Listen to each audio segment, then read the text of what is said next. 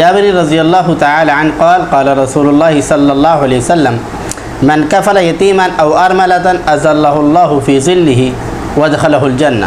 فقال علیہ الصلاۃ والسلام انا وکافل الیتیم فی الجنة هكذا واشار بالسبابۃ والوسطى وفرج بینہما۔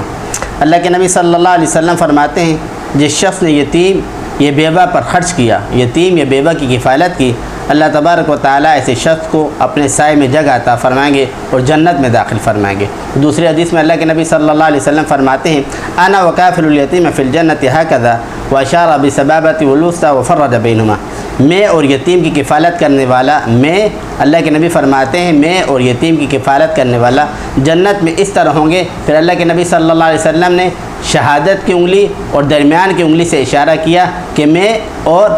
کفالت، یتیم کی کفالت کرنے والا روز قیامت اس طرح ہوں گے جس طرح شہادت کی انگلی اور بیچ کی انگلی ملی ہوئی ہوتی ہے۔ اور اللہ کے نبی صلی اللہ علیہ وسلم فرماتے ہیں ان احب البیوت الی اللہ بیت فیہ یتیم مکرم۔ اللہ تبارک و تعالیٰ کے نزدیک سب سے بہتر گھر وہ ہے جس میں یتیم کے ساتھ حسن سلوک کیا جائے، اس کے ساتھ اچھائی کا معاملہ کیا جائے، بہتری کا معاملہ کیا جائے۔ اور اللہ کے نبی صلی اللہ علیہ وسلم فرماتے ہیں جس نے کسی یتیم کے سر پر شفقت کا ہاتھ رکھا، جس نے کسی یتیم کے سر پر شفقت کا ہاتھ رکھا تو اس کے ہاتھ کے نیچے جتنے بال آئیں گے اللہ تبارک و تعالیٰ اس کو اتنی نیکیاں عطا فرمائیں گے۔